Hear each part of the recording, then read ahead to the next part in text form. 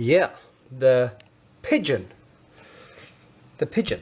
There was a girl in my studio that works there. I found a pigeon who had hit the window or the wall, and I told her to keep it, and I took it with me home and I hung it on my wall right over there, and I painted it, and here is the result. It was really fun, but it kept on changing all the time. It was really frustrating because if you paint from a photograph, you have the object is standing still, but this was changing both in shape and the lighting, and but I think it kind of turned out quite well. So I did a video of the whole process, and you can watch it and share it with your friends and the world, and yeah, if you like. Anyway,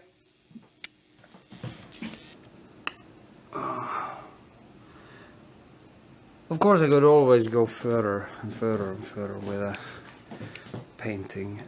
It's never really finished, but it's also going to my exhibition now, so on my home island, Karmøy.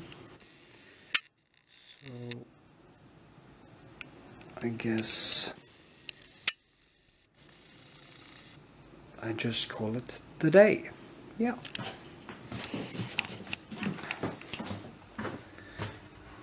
Yeah, and you have the video of the whole process behind this ranting.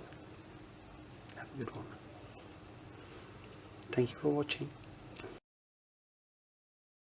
So, here I am. Pictures of me, yeah.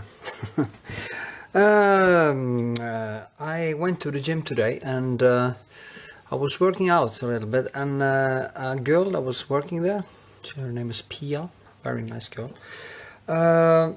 came over to me and asked if she could throw a pigeon in the trash, because a pigeon had actually hit one of the windows. And I said, no, don't throw it away, I can bring it home and paint it. So that is actually what I'm going to do. It's now like 5 in the morning, Saturday, 5 in the morning to Sunday, the 10th of May, and I've actually been working on this all night. I didn't go out today for some reason.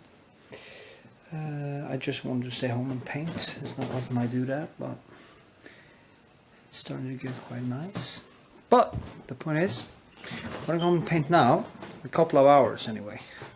Just going to work for a couple of hours. I'm training Taekwondo tomorrow, and if I'm tired, my trainer is really kicking my ass. He's an Iranian. I've been training from he was like 8 years old or something like that. Anyway, here's a pigeon. So I think it's probably gone into rigor mortis by now. I see the head isn't so. Anyway, I love painting these still lifes, and this bird is going to be really nice to work with. As you can see, I use a bright light that I get some shadows and get some shape to work with. It's easier that way because you can actually see the sculptural dimension of it easier.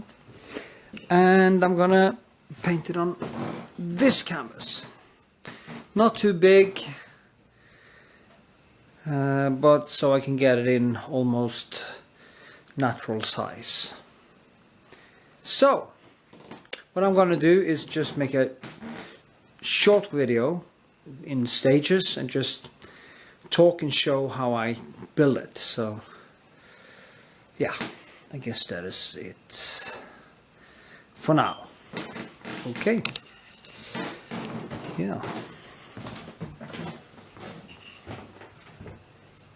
See ya.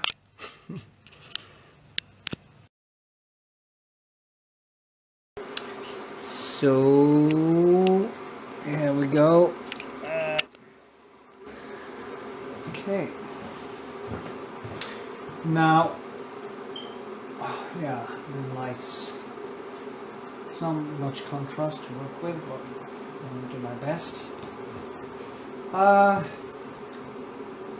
As I've shown before, when I start on a painting, I always start with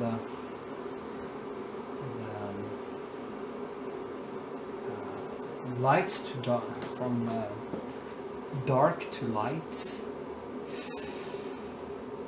Right here is as easier than done actually, but so anyway, what you want to do when you start is to get all of it in there. You know, you have to count 1, 2, say 1, 2, 3. You have the this one there, and I feel tail. Too big, too big, too big, too big. I want to have it in here, I guess. Yeah. Place it like this. Because I want all of the wing and foot,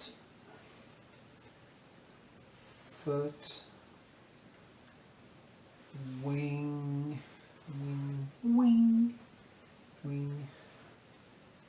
here. You just have to kind of place it as good as you can. Now maybe it has to be a little bit more. It's really hard talking and concentrating about drawing this at the same time. But anyway, what I do is just, I kind of just mold it into existence. I don't start with a sketch, with a charcoal sketch or anything. I just try to get the first points, first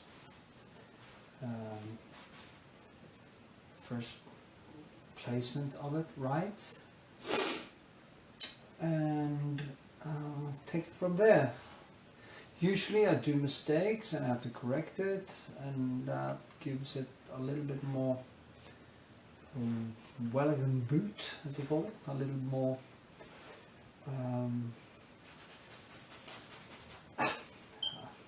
the more you paint over it, the more texture you get into it, the more sculpture like it becomes, the more shape you get. So there's a lot of people who are, I've seen, who is using projectors and stuff like that, and if you get it right, totally right, you don't have to overpaint and overpaint and overpaint.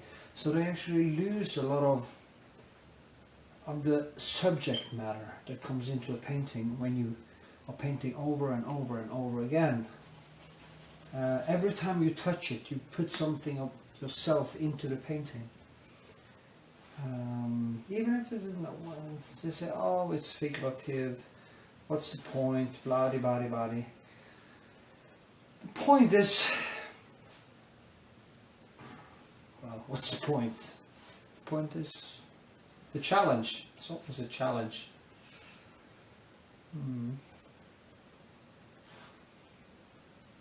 I'm not going to play any music now or anything. And it's not going to be a 10-hour video. It's just going to be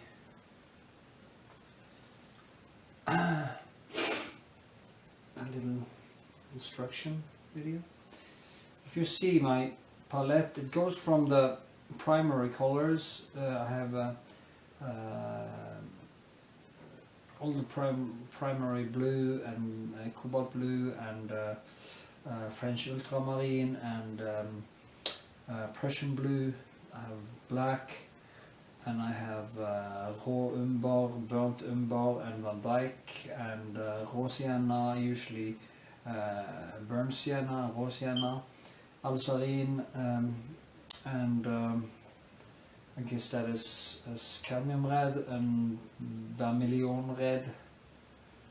I think Scarlet Lake was it or something, and some of the yellow, and I have some broken colors too. But it's basically impressionist, more impressionist palette.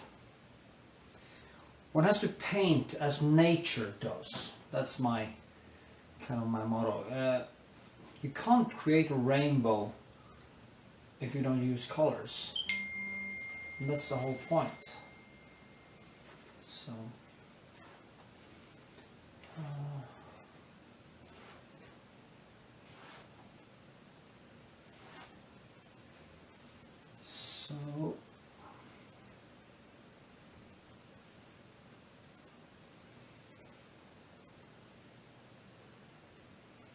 it's a little bit white for me. The still life is very, if you see, it's very, there's not much contrast, so it's a little bit harder to do it than usually is, but it's going to be even more interesting. The nuances are weaker, and the contrasts are weaker.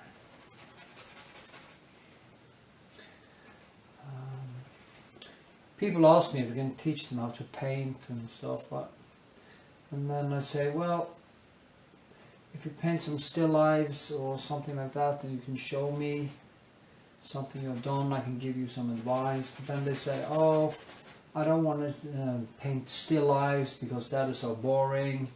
And then I say, what about self-portrait? Oh, that's boring too. So I just ask, how the hell do you want to learn how to paint if you don't want to learn how to paint? The point is that people usually want to be artists. They want to be artists before they have a skill. But I also want to learn how to paint because, you know, being a painter is kind of popular. Gives some kind of identity or something like that. Something to show the girls, maybe. I don't know. I've never been thinking like that myself. I paint because I love it, so that's why I paint, because I love painting. And today I didn't go out. It's Saturday night. I didn't go out. I stayed home to work, and it was actually one of the best Saturdays I had in a long time. So maybe I should do that more. I also have an exhibition coming up soon, so I just have to get finish some works for that. If you see now, I just started to mold it. It doesn't look like anything now. I'm just trying to keep it open. So when I do mistakes, it's easy for me to... You can say I'm actually drawing with my pencil in a way. So I do draw, but I do it with my pencil.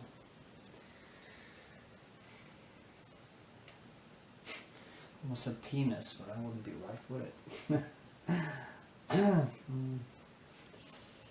So, wing, foot.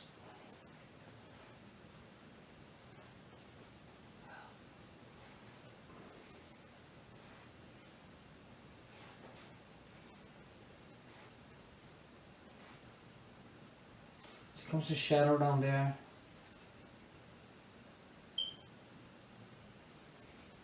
Now I can see this kind of the fur here is kind of has this kind of reddish, bluish color to it.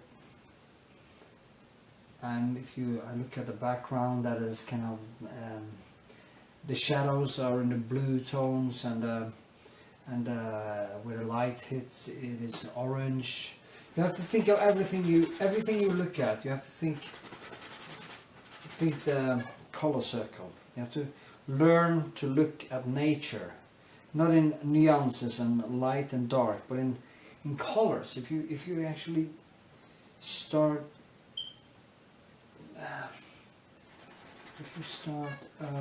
noticing that even when you look at a cloud, the cloud is never white. It is orange, it's yellow, it's red, it's bluish. The shadows are kind of a mixture between the bluish and the orange. You just have to see how nature works. And there are actually no black in nature. So, and black is a color that easily kills a painting if you don't know how to use it. So be careful with the black, because it's a killer, a color. It kills the colors very often.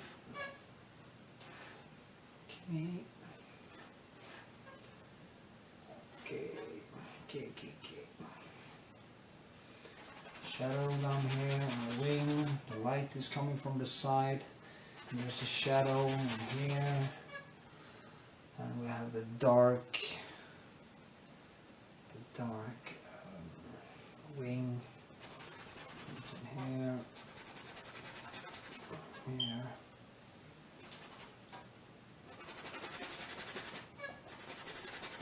It is not easy to talk and paint at the same time, because my brain is jumping back and forth between the different parts of the brain that is doing the work.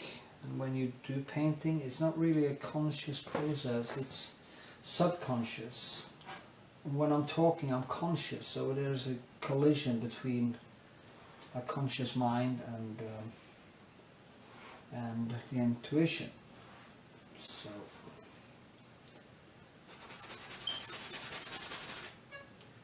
yeah.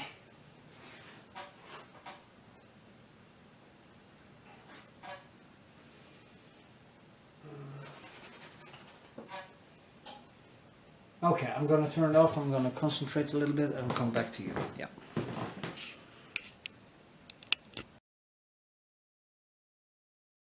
Yeah. Kind of getting somewhere, aren't I? Anyway.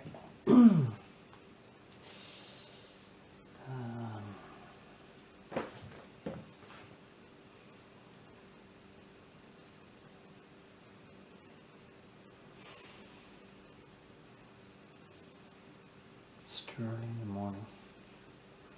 See here now, there's just put on colors, molding it, the shadows, working in directions, deciding. See, and you see the feet of this dinosaur comes, no, not that, well, it's like here, I guess, somewhere there, one in the middle. Like this, yeah, something like that. Anyway, the fun thing is that there's a shadow falling from here and here. So getting this shadow, the claws hits it. It's quite nice when stuff like that happens. Then I have to just keep on working with it. Just place it there for now, and then I just go back and mold it more, because I I'm not even interested in a perfect sketch. I used to do kind of more perfect sketches, but then it's kind of better to keep it open for a while and just keep on molding it.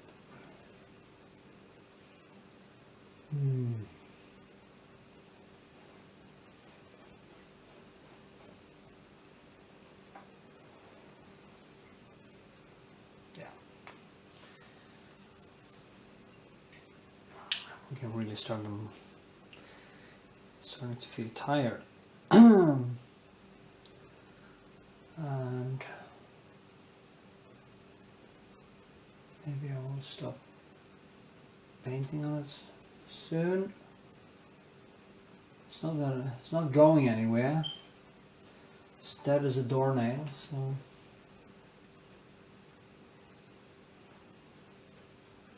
it's just gonna hang around until tomorrow.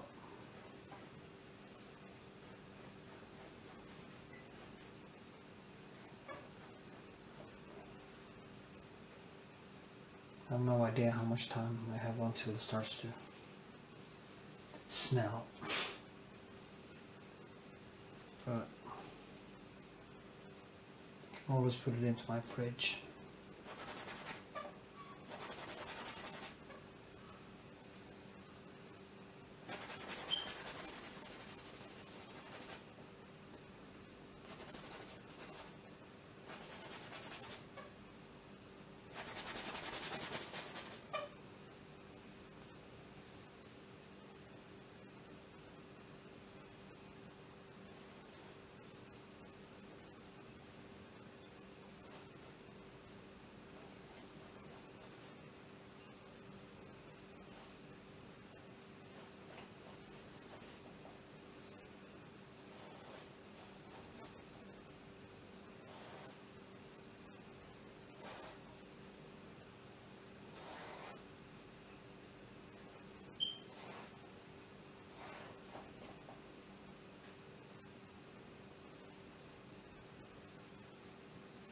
The point is to paint that bird, not any bird. It's like when you're printing fruit, it's very easy to cheat because fruit basically just, we have a image of fruit up in our head, and as long as you can get an apple to look like an apple, you will accept it. It starts to look like a bird.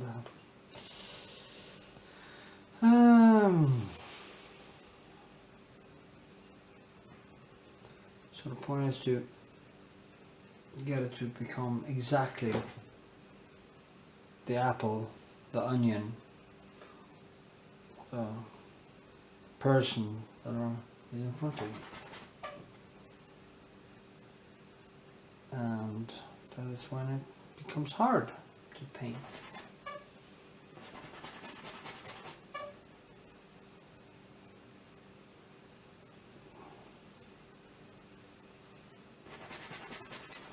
Keep your feet firmly nailed to the ground. Look at paintings of the old masters and do your best.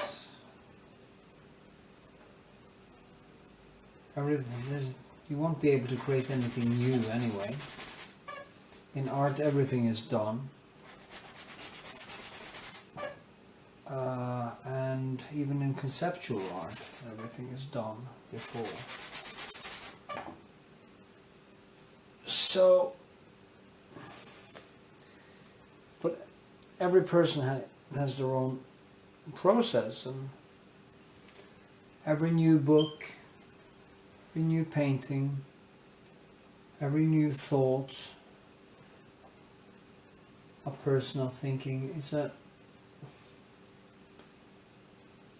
contribution to humanity.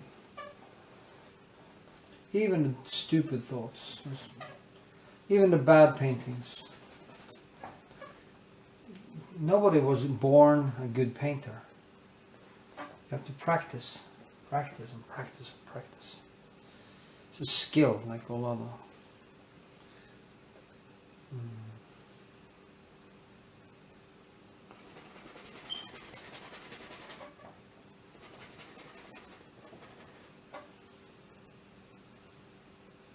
It's like that Norwegian chess player.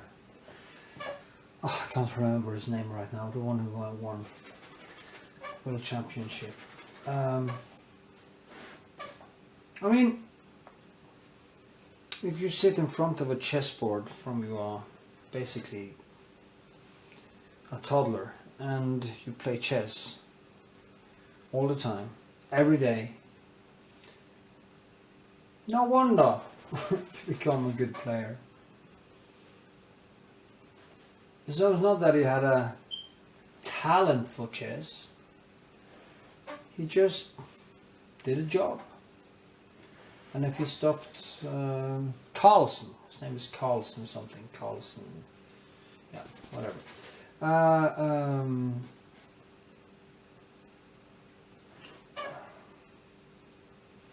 And if you stop playing chess, there would be a huge drop-off in skill. But then if you start up again, his brain would already be quite wired for it, and he will be able to pick it up. So I guess that it will become harder and harder as you age, because the brain isn't working as fast as it used to. Even I can feel that. Now I'm 47, I can start to feel that painting is not harder. I'm a better painter, but it takes more effort in a way. And I have to live more and more healthy to be able to do it. I need to stay away from alcohol, I need to eat right, I need to get my sleep, I need to... all the things that I've never been good at. If it was up to me, I would never sleep. I wouldn't, because it's a waste of time.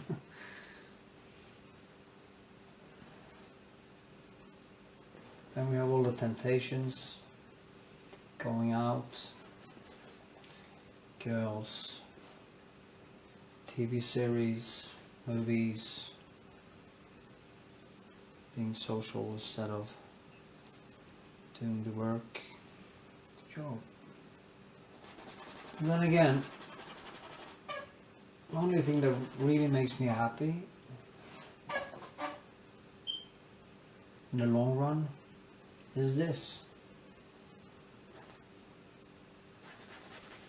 It makes me happy the days after I've done it, because it's like my brain has gotten it into some kind of a more stable mode, and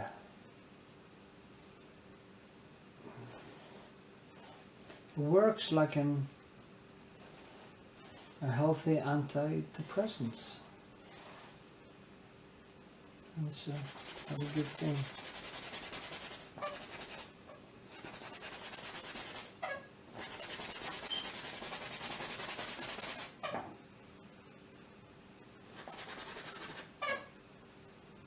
Well, it looks like a bird. It's not there yet, but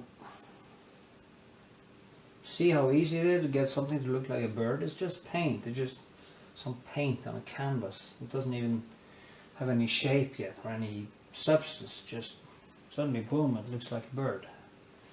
A bird.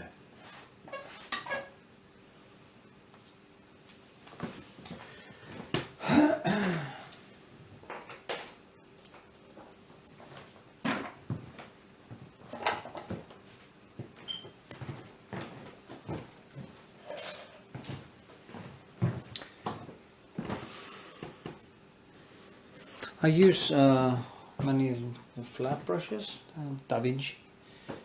It's quite cheap and quite good, because I kind of grab the paint and I grab the color and I grab it. It's like and I kind of mix it on the canvas in a way. So in every stroke there is a lot of colors in, not mixed together, but in a way kind of placed on the canvas, like almost impressionist. The ones who used the points did that. They put the colors beside each other, and when you stepped away from it, you kind of just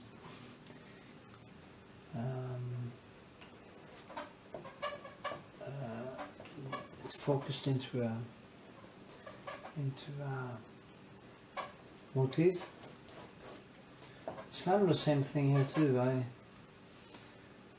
I mix the colors, but I also mix them on the canvas. I'm working over and over, putting the colors in, creating textures. People ask me if I can explain a little bit, so that's what I'm trying to do now.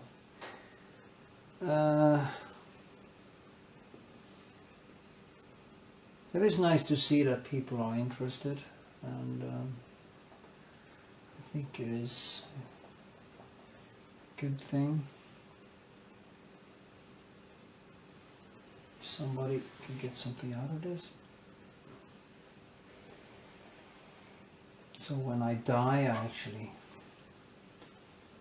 gave something to humanity. Just a little thing, a little small.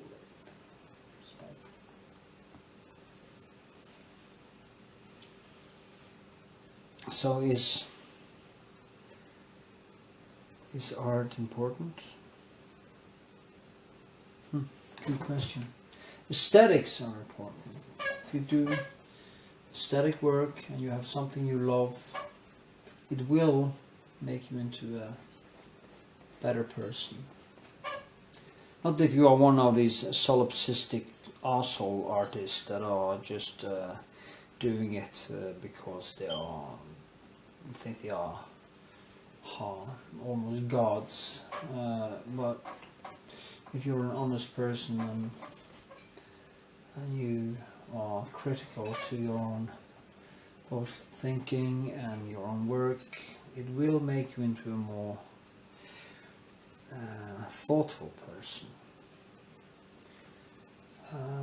And while painting, you get a lot of time to think, so that's a good thing too. You can actually stand around thinking,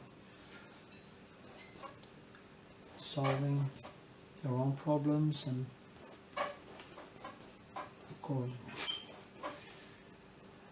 other problems.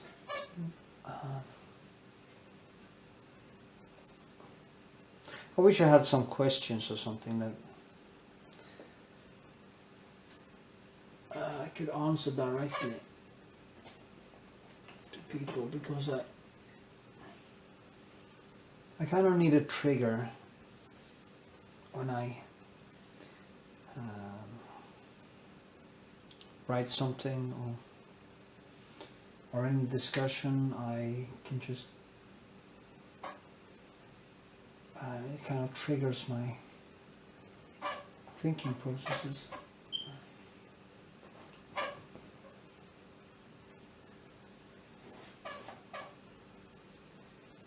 You see, this is all the way up here.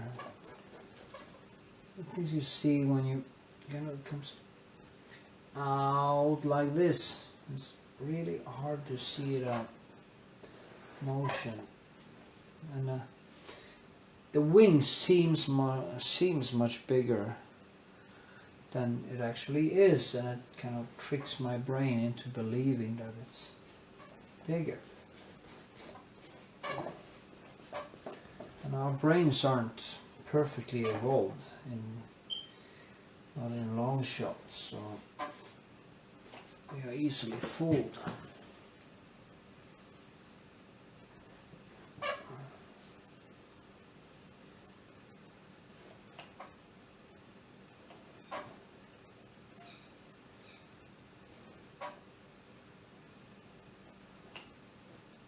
See what I'm doing? Just using the colors I already put into it. Now to see the difference between that wing here and the head.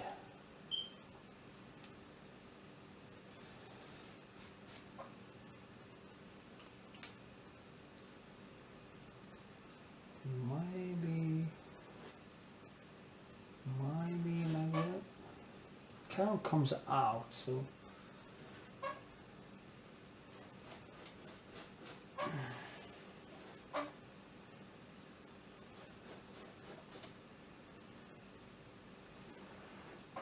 I've seen some people specialize in sketching, and it looks nice when you just draw over it once, if you make a really nice, what I call impressionist sketch. But it doesn't have any substance, and you have to do a lot of overpainting to give it some real subjective matter. That's my opinion anyway.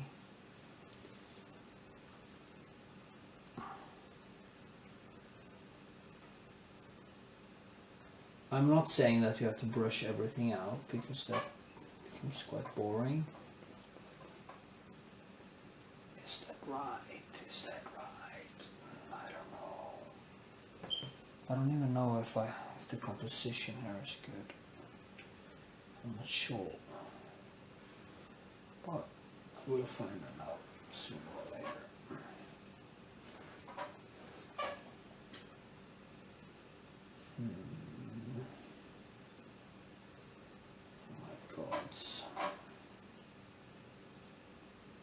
I'm tired.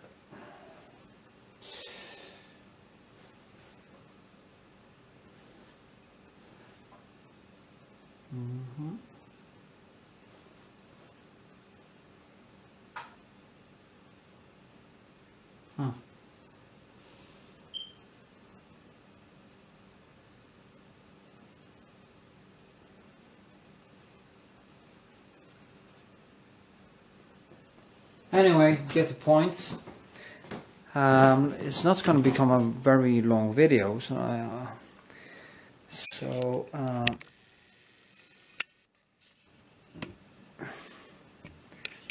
should stop now and just keep on painting. And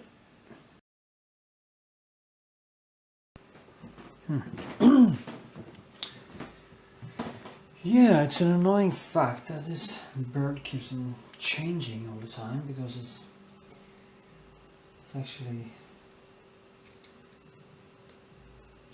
changing because of its gravity, or maybe the things that is happening in his body since it's dead. I guess I just have to find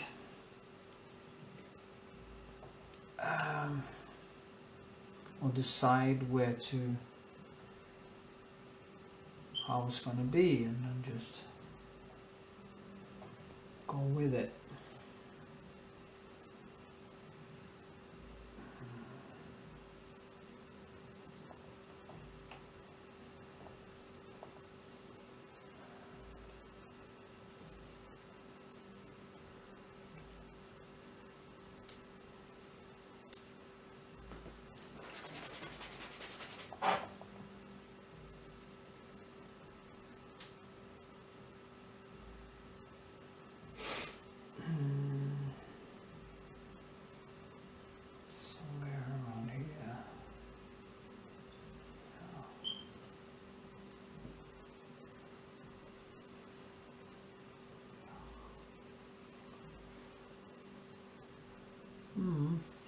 Okay.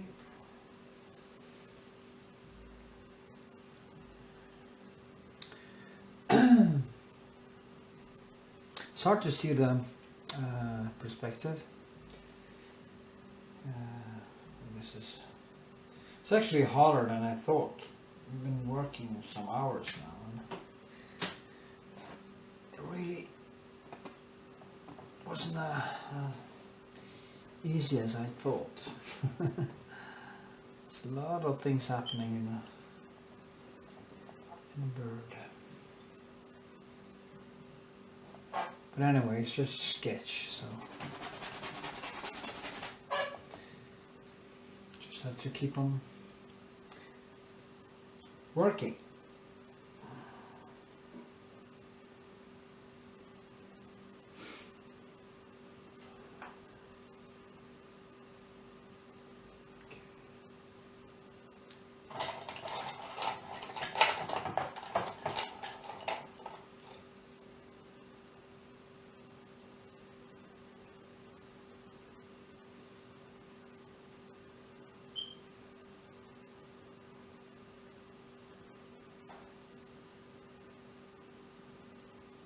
Because maybe having a sketch, something to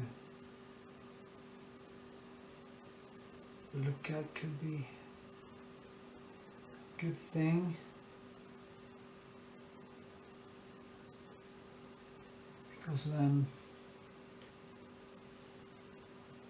the shapes will be kind of more fixed. Problem with me is that I keep on changing the painting while the bird is changing. So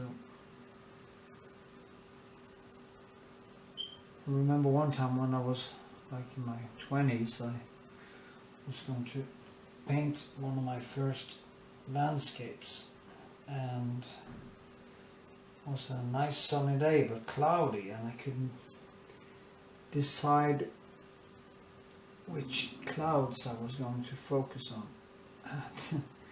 In the end, it was just filled up with strange clouds all over the sky because I couldn't decide. Didn't know where to stop. So I guess that's what's happening now when this bird is changing. I'm changing it, and then the bird is changing again. I'm changing it, so on. Anyway, just have to decide.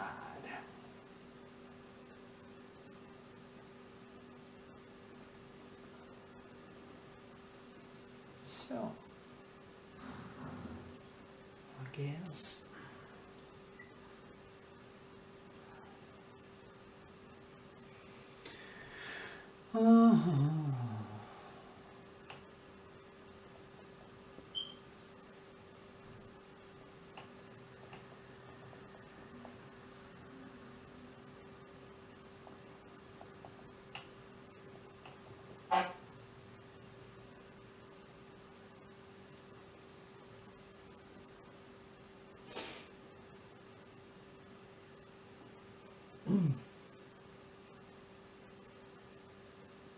Just have to put in the shadows and this.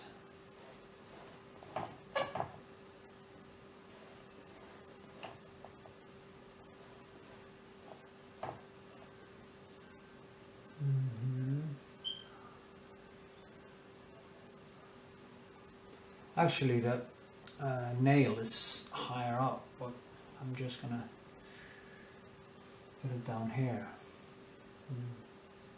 Cheat a little bit.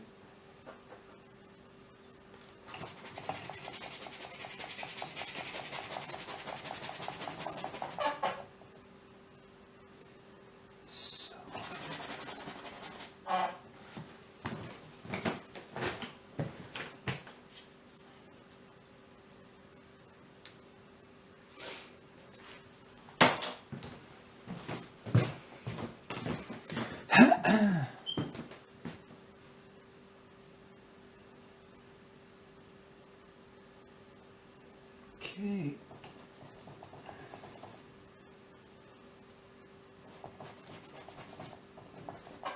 See, there isn't much battery left, so I just have to stop it now.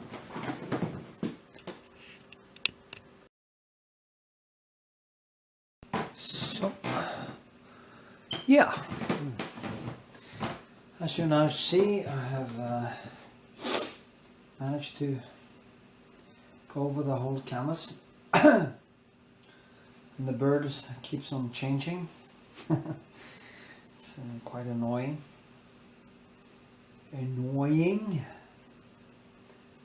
Somewhere. But it's kind of 5:30 in the morning, and I think I want to let it dry. Put this bird into the fridge so it doesn't start to smell. And yeah.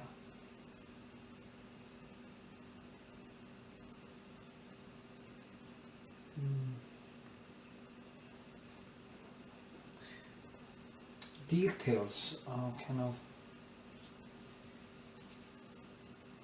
a different process. It's time consuming, and it's going back and forth again and again, finding the right colors, painting in the right directions, getting a sense of fur in this, trying to understand what kind of texture you have to use, what kind of directions, and just keep on going till sooner or later emerges.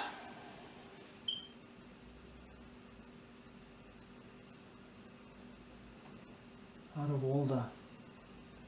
Every time you touch the canvas, you'll kind of find something subjective behind. Painting figurative is kind of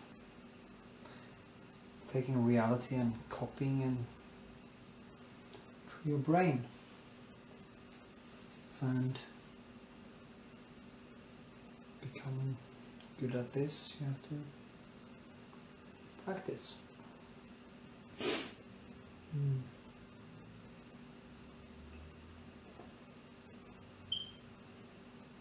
I wish I had some questions from people. What? I mean, I guess you can ask me questions of the.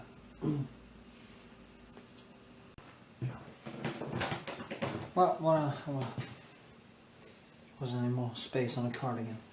What I was saying, you can ask questions in my YouTube channel, but it's even easier if you go into my group on Facebook and add yourself in that group,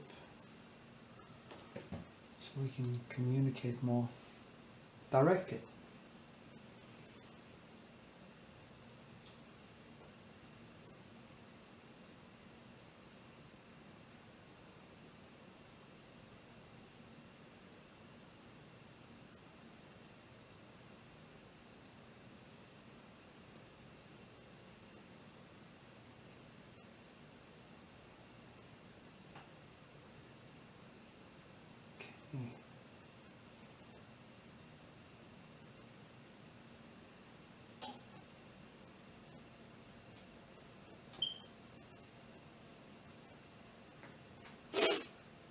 See, I'm kind of... I usually only use these brushes. I usually use more knives when I was painting, but I feel like unless there is a special kind of texture that needs a kind of a knife like this, I kind of scratch it and like this, but you can actually go in and you can maybe make some lines and stuff like that, but usually I just basically only use these flat brushes and just put them layer upon layer upon layer.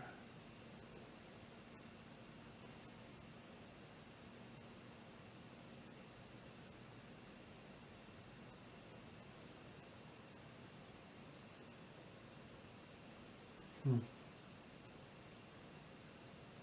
hate when my motifs are changing. It really confuses me. I'm easily distracted, as they say. And I actually am.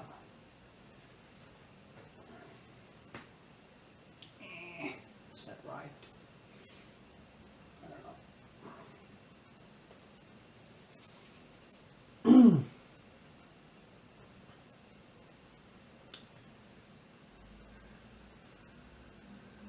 Anyway.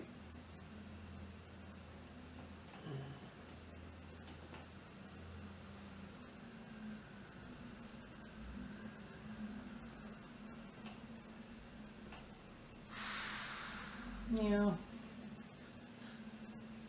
What I really like is when I can do the thick layers like around these feathers and just put in a lot of color, and I just kind of build it like it is clay, or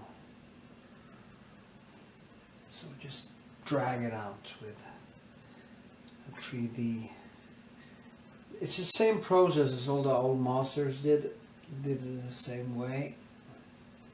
You can go into it, and that is why you have to, when you stand before a painting, just forget about a motif. It's not the motif that is most interesting for a painter. It is always the texture, and that's where the artist lies too. You can see how the artist have been thinking, how good it was to actually understand the paint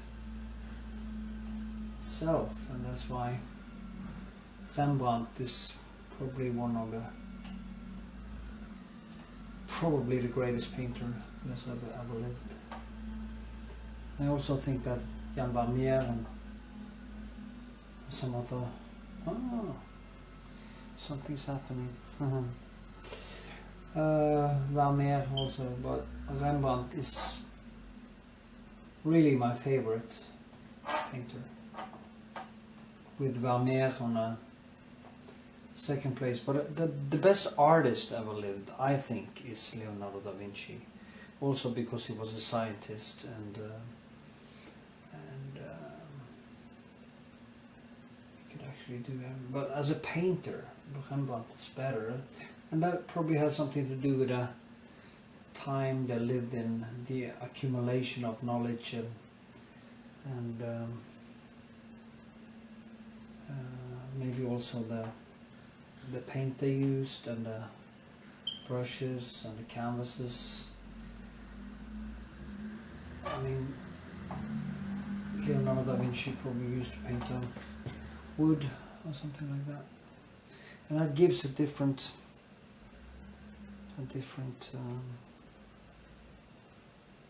surface, a more flat surface to linen canvas is more, it moves, it gives you a little bit more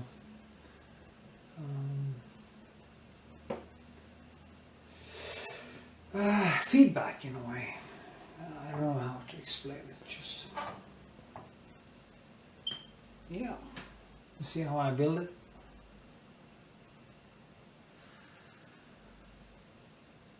And I see a lot of people, I've probably said this before, but yeah,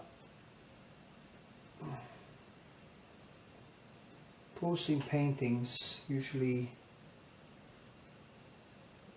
they are not so good, well painted, but they also, their motifs are very emotional, and you always want to be an artist instead of focusing on the paint. And I think that is a mistake. You want to be a poet, write poems. If you want to be a painter, paint. The poetry in the painting is in the paint anyway. A good painting can only become a good painting when it's a well-painted painting. So, an idea can't make a bad painting a good painting. That is why the Scream of Munch is not my favorite at all, by far, by a long shot.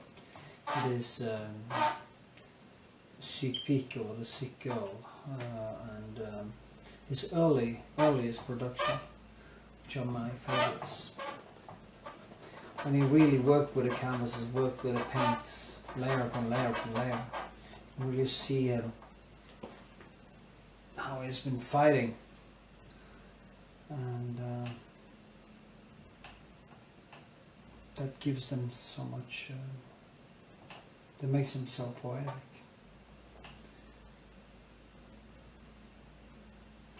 So, paint. Focus on the paint. And of course the color as well. Okay. So, I guess I've been ranting enough now. Hope you learned something from it. I really don't like these paintings that are too photogenic, or whatever you call it. You know, there's a lot of figurative artists who are really good, but it's always, there's not so much color in them. They are quite introvert. They are, everything is in there. There's nothing coming out because they haven't worked enough with the paint itself. I wish I could actually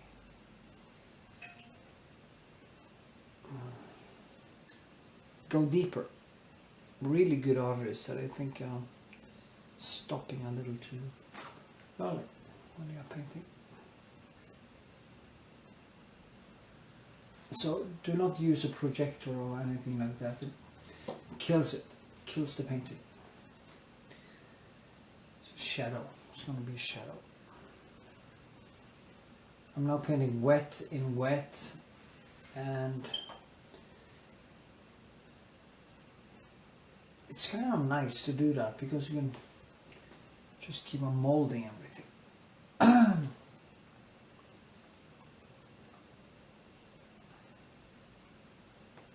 Sorry for my quaint English, but it's what it is. Yeah. And talking to my hand isn't easy.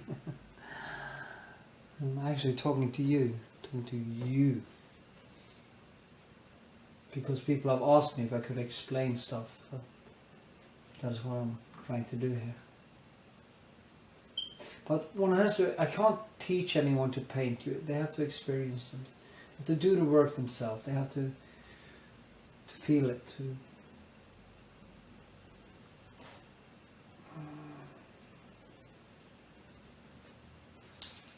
Maybe you can get some idea how to approach it, but much more to it than that.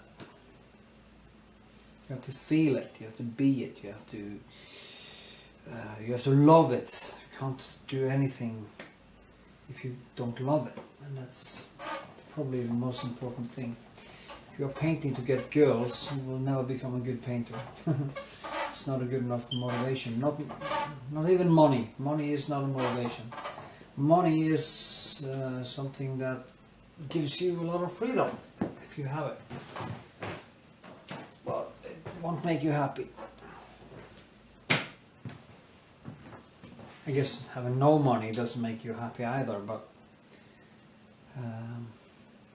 I've done a lot of stuff that will never be sold, that cost me a lot of money. I just do it because I want to, because I feel like it.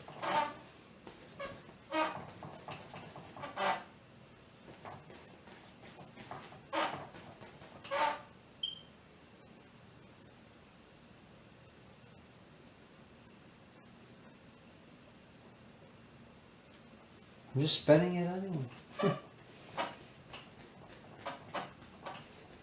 Okay, so I've been modeling a little bit so you can see what I did. Actually, I have a I have one round pencil.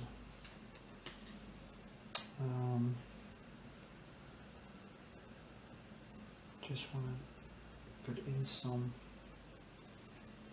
fur. No, not fur, for fuck's sake. Feathers. I mean, of course.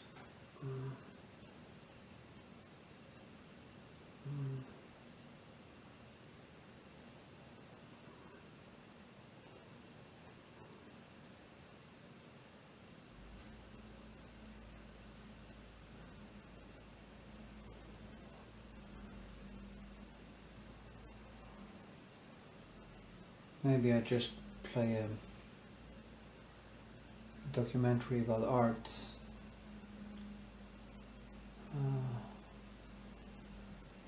While finishing it. I think I've been ranting enough. Now, yeah, okay, call it tonight.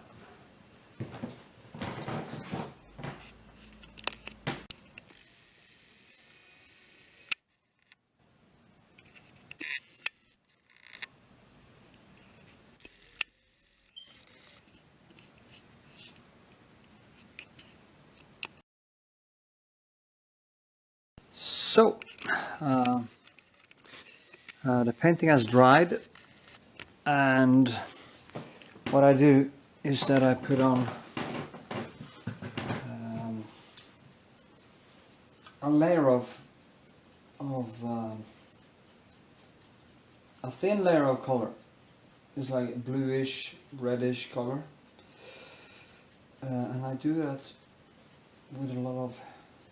I mix actually linseed oil, cooked linseed oil, and turpentine.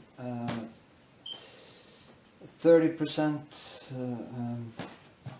oil and 70% turpentine, and I just do like this to get the texture.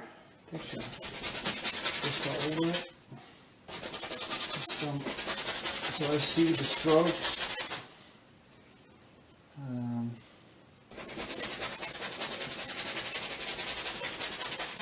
You see all the brush strokes are kind of popping out. Just going to see how I do it.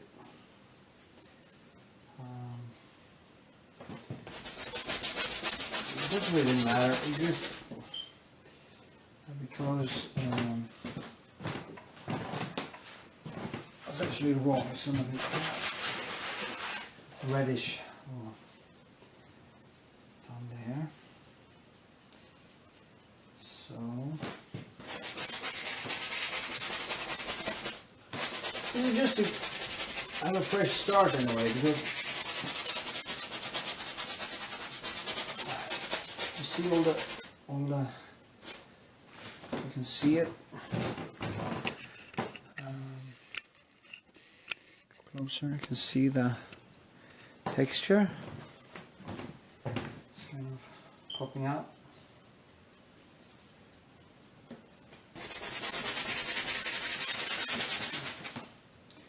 Now, usually, most things are actually quite. There's a lot of blue and red, and everything actually, orange.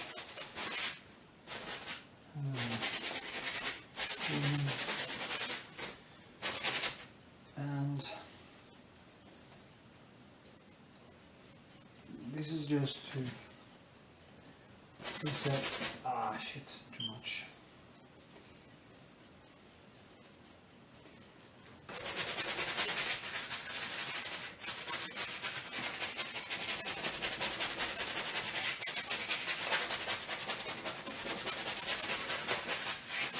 Of course you have to know what you're doing, because now I will start to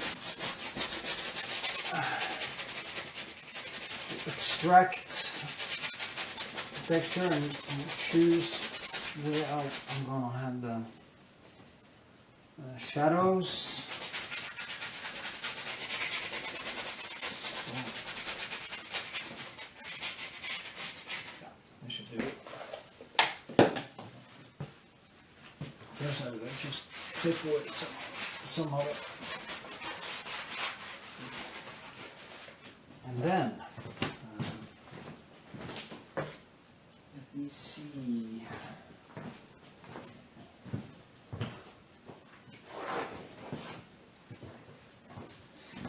Then I'll take this and strengthen textures.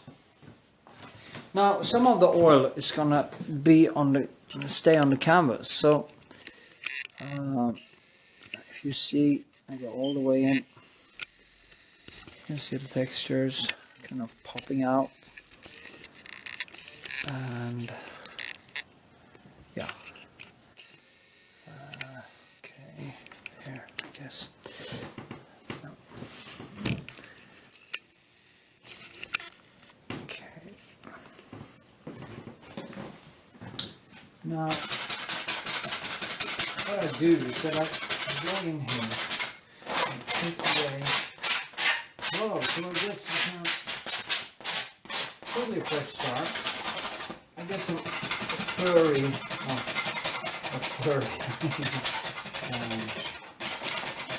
better feeling. You can see the places I painted thicker, just popping out, and creating a 3D effect, almost like a sculpture. I'm gonna do this, but I also keep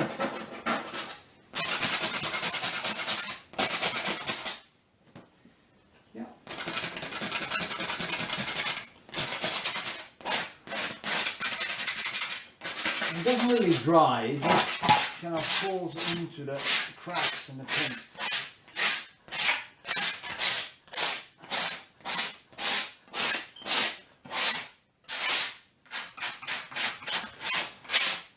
So, it's quite brutal, but if you're going to paint, you have to be a little bit brutal.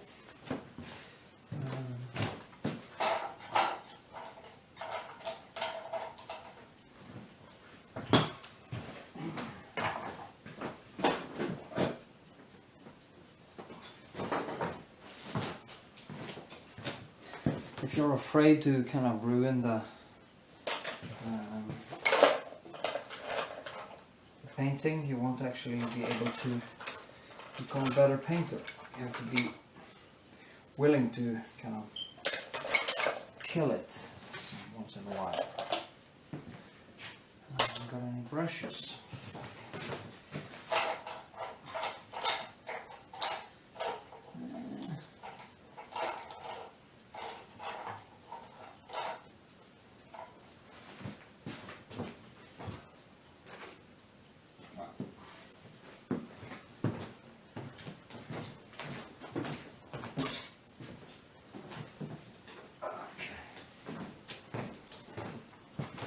Yeah, sorry.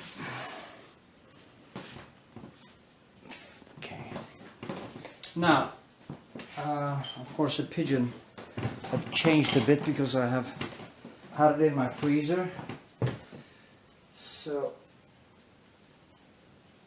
we just have to kind of adjust it a little bit. That's a strange thing. How did I do that before? When I didn't have freezers, did I paint everything at once, or did I just let it hang there until it? See now, I'm kind of starting to. So now the mix of color kind of blends with the white that I put on it, so it comes out. The texture so it comes out. Come out, and that is how I do it anyway. Just a technique that I picked up myself. I don't know if that is how it was used to be done, but anyway, it's how I do it. So.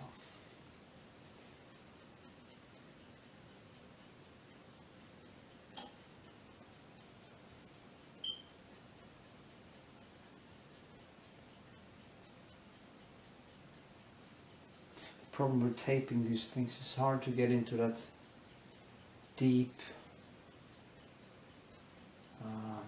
flow. So I can't really paint the whole painting talking. That is not possible.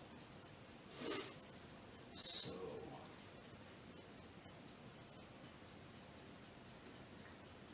anyway, you see here,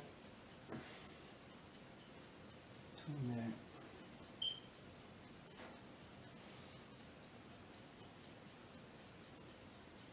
When you get into the deep flow, everything becomes timeless, everything becomes beautiful. It's the best state I can have, because my mind is always thinking about something. But when I'm painting, I just stop thinking. It's just probably like meditation.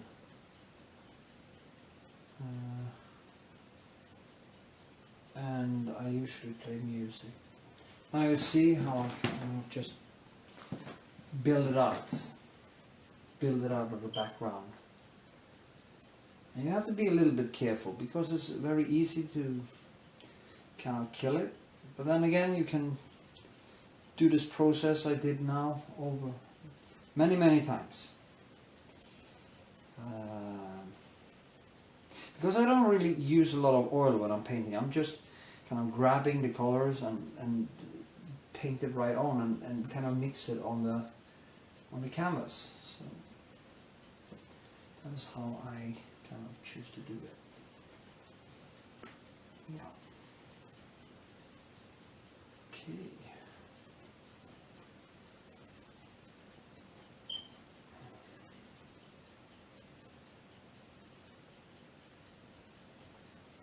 I just have to stick with the shadows that I created the first time. Try to be, because it changes when it defrosts, it starts to change again. So there's no point in changing everything every time, because then we'll never be able to finish it. So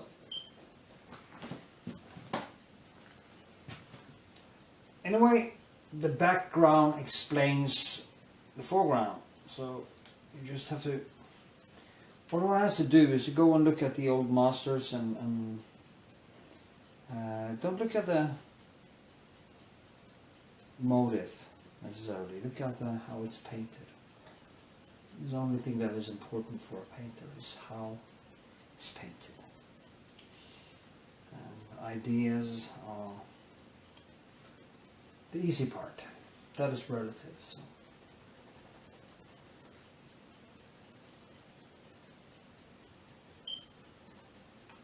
See, now I just start to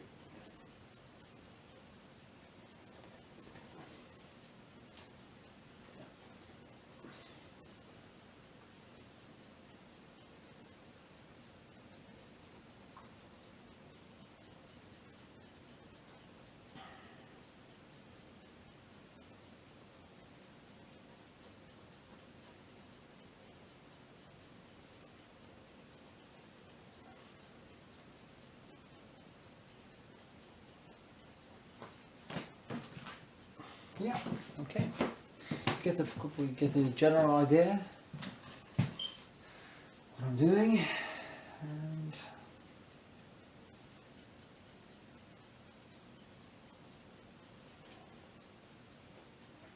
also spotlight. Not really. Not really.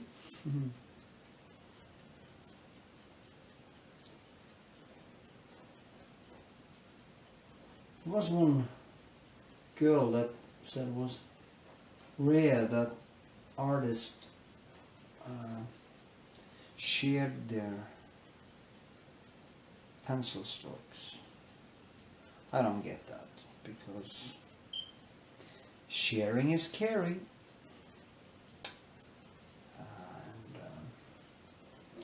It's like in science, scientists are sharing their experiences and their knowledge, so we can evolve it further. So, if you can learn something from my videos, it makes me happy.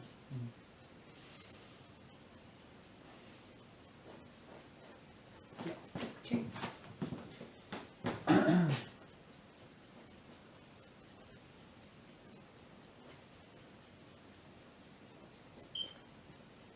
Don't be afraid to put on some extra color, extra texture. Try to understand the different kinds of textures and colors, because you can't actually use the same texture on a wall that you do on a fur, but you have to kind of use the brush, and think, how does feather work, what is the physical properties of feathers, how does feathers feel, how they feel light, they feel kind of woolly,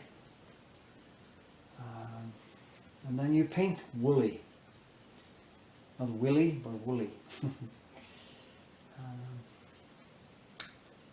And if you have a hard object, you just give it the hardness.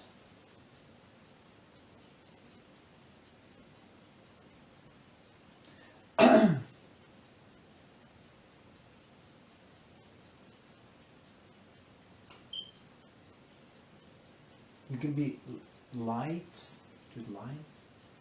You can push. There's many options. Yeah. Okay.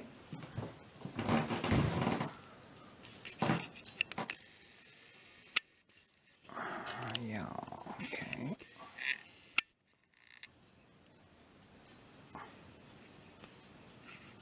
Okie dokie.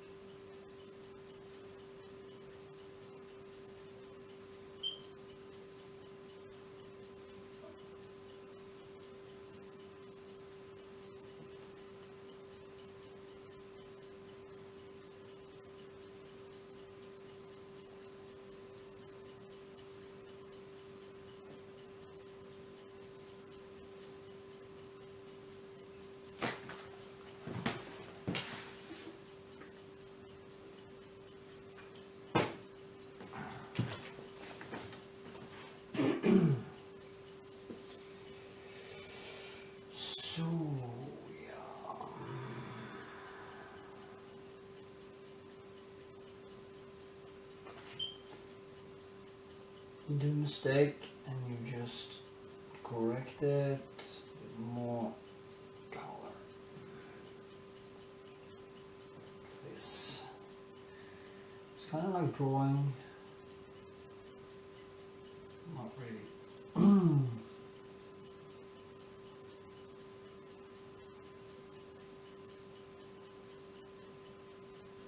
I haven't been doing any charcoal or pencil in a very long time, and I'm heading for moving to a new studio soon, and I get more space, so I think I'm going to start doing more. I read maybe even some sculpture. Always, I remember the art school, I made a couple of sculptures there, really interesting. I think I could become fairly good at it, because that's what I'm trying to do with the paint. I also would like to do some reliefs. I was at the Frick collection in New York last fall, and I saw a little bird that kind of hung like this, but it was in plaster, and it was fucking beautiful. I don't remember the name of the artist, but it was beautiful. So inspiring.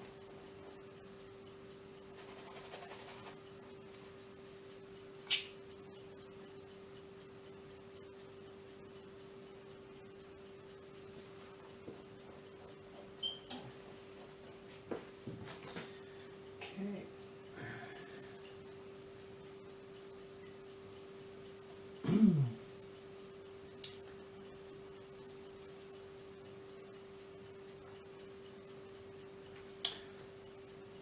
This is silk thread here, and I'm creating a shadow.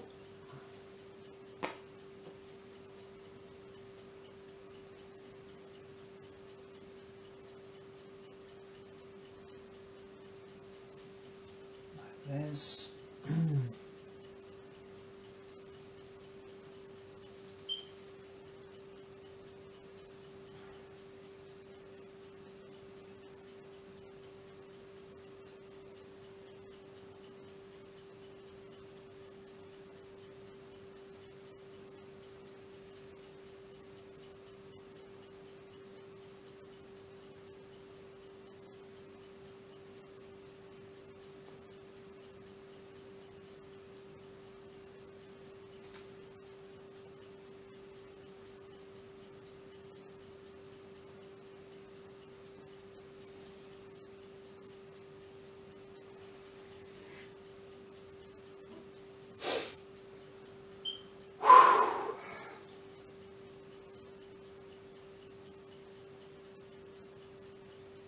It's hard work, but somebody has to do it. See, now I kind of work, I'll thread this down there, and I just drag it right out of the background. So important to understand stuff like this. I see a lot of people trying to, well, I said this before, they're trying to be artists, and should make a bigger effort being a painter.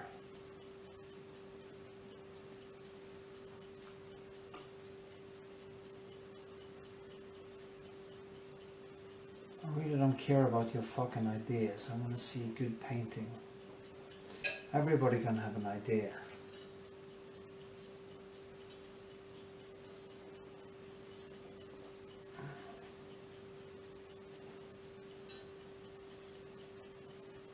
I want to see things I can learn something from.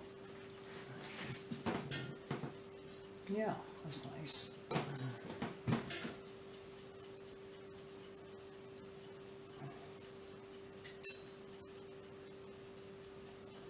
Go to modern galleries, and what do I see?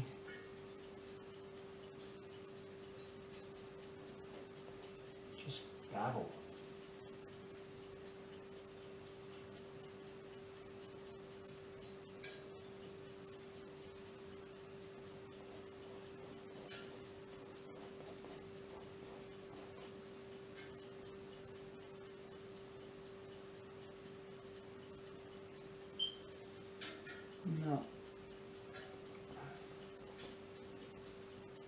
I go for the aesthetic.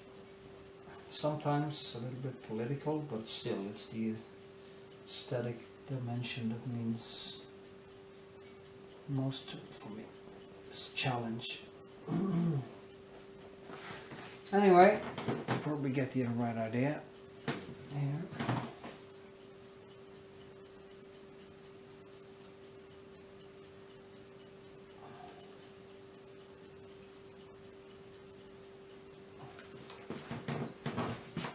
Yeah.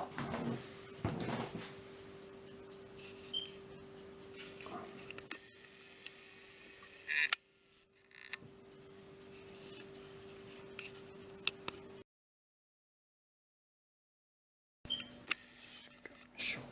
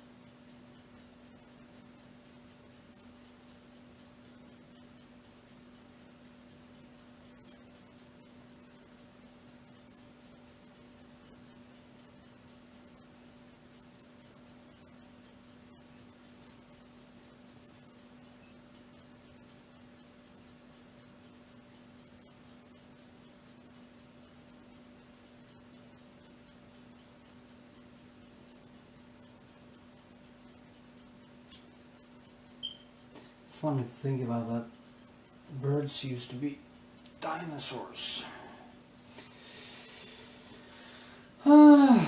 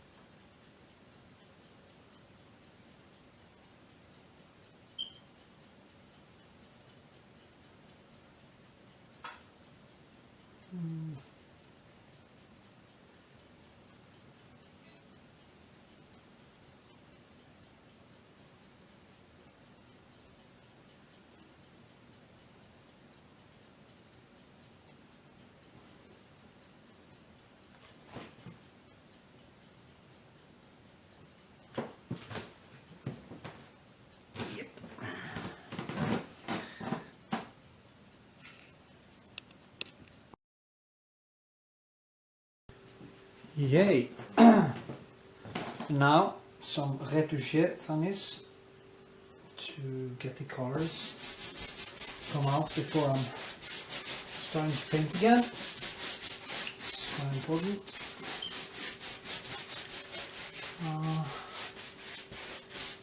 So, retouché varnish. This. Yeah. Smells good.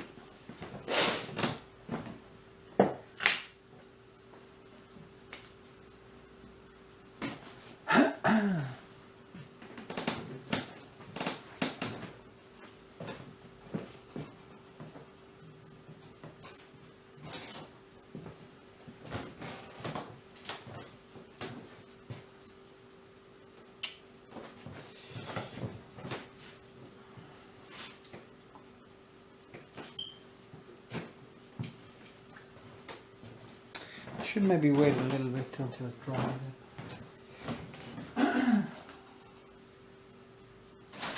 ain't got the patience.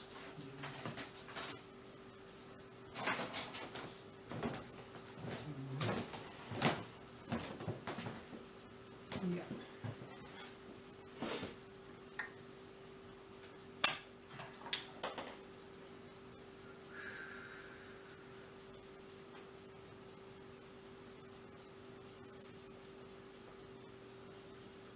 Wash the brushes when painting a different painting before this. So,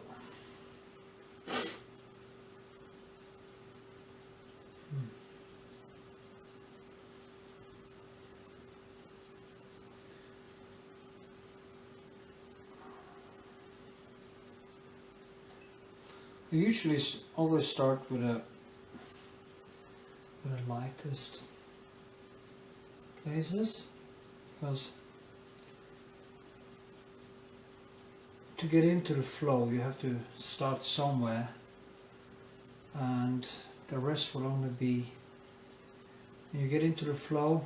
Everything is just automatic. So but it's to get to that point that's important. As you see, just building more shape. Okay, kind of there.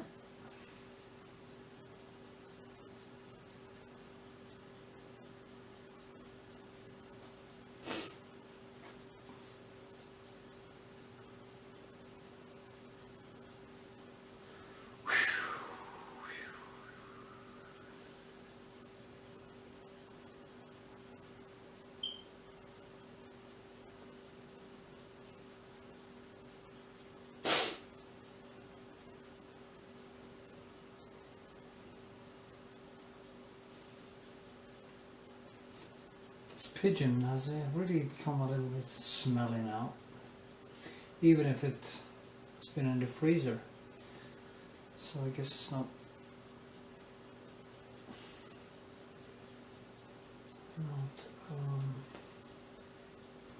cold enough.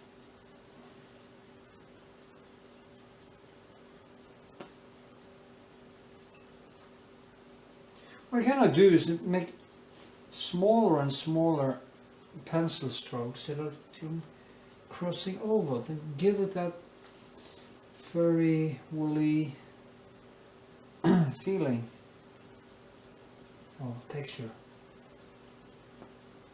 So just keep on walking. So a lot of painter, you should try to always take it further.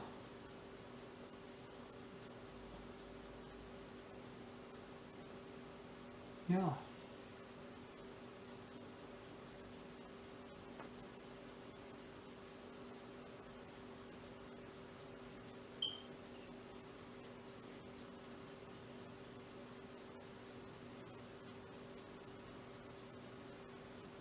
See now the shape.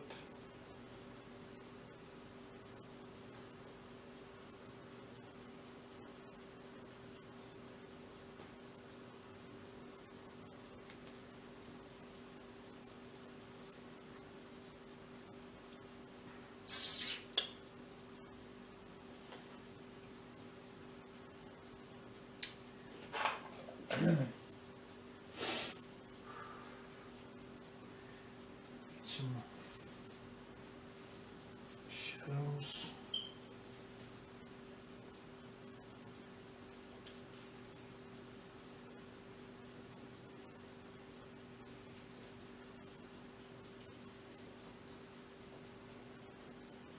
I'm kind of thinking in a orange blue.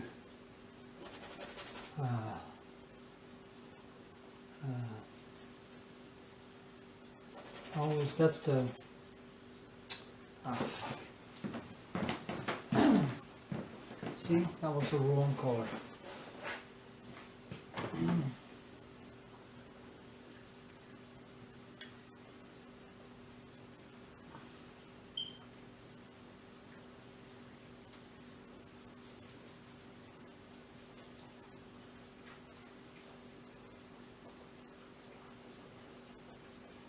How does nature do it? That's the important thing.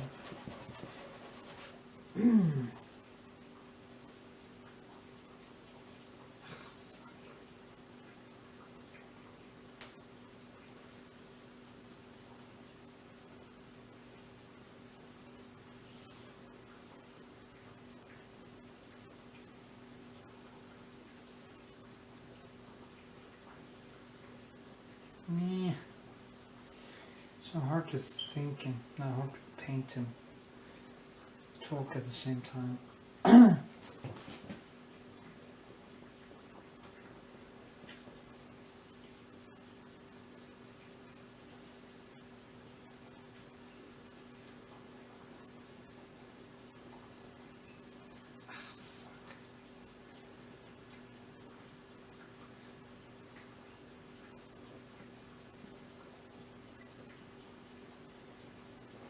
There's some greenish, bluish, greenish color.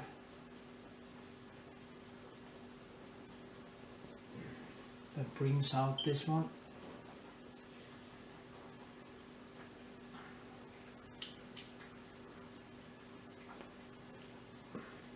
Because this has some reddish in it, and if you do green, you kind of get that complementär contrast. That was Norwegian, by the way. Yeah. Enough yapping. Now I need to do some real painting because I have to finish this for an exhibition. And I can't stand here and distract myself anymore. Yes.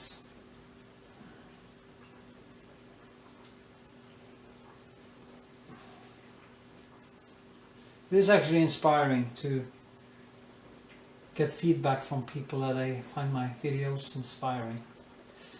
But I probably have said that 100 times now. So. Anyway, get the point.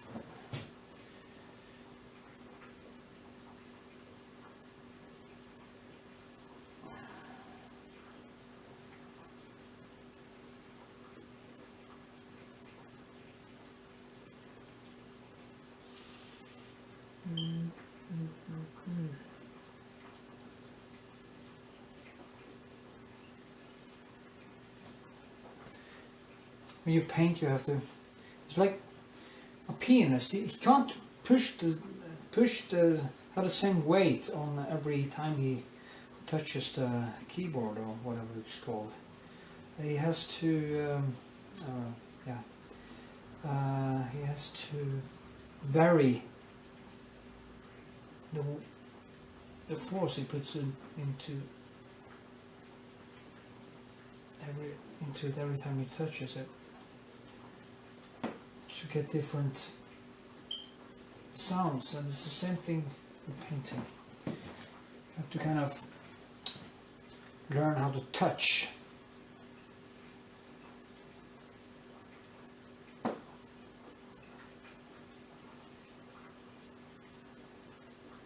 And then you have colors, nuances like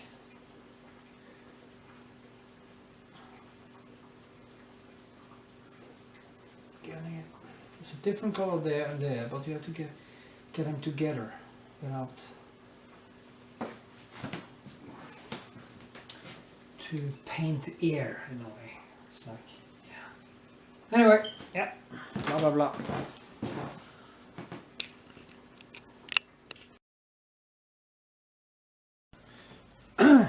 Yeah. What is it now? 7:30 in the morning. I'm still painting on this fucking bird.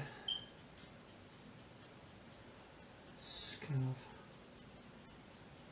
starting to get on my nerve.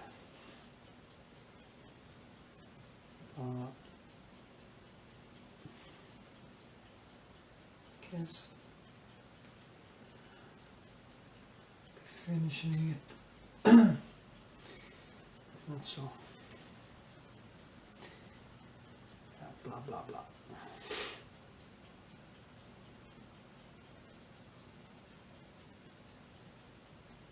I'm now down to detail.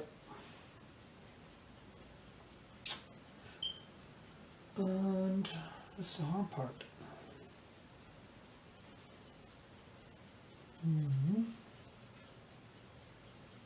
It sure is.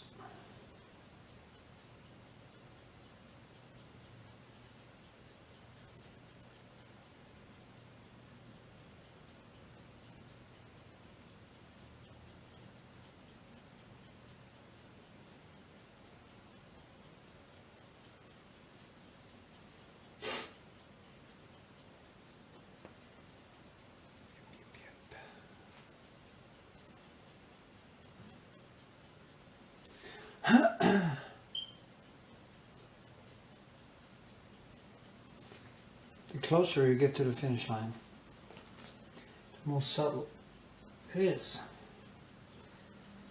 And sometimes you overdo it and you kind of lose the contrast. You have to walk back the cat and just to try to find it again.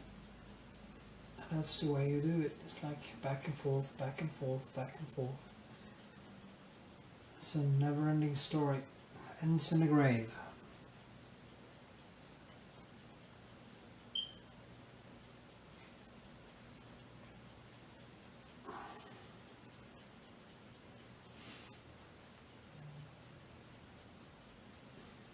It's very important not to kind of get stuck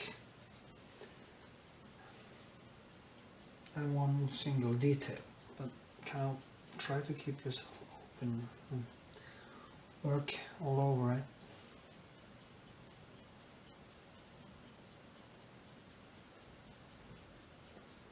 So you don't go blind.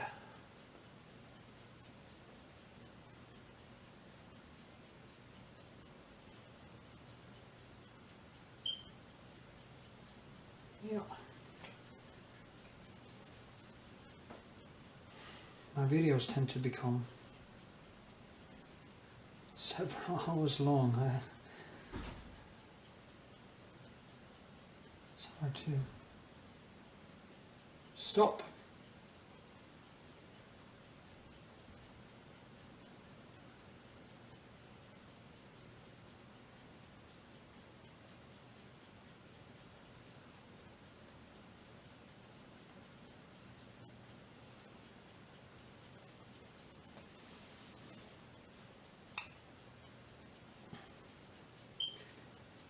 So why do we paint? Good question. Yeah, that's nice.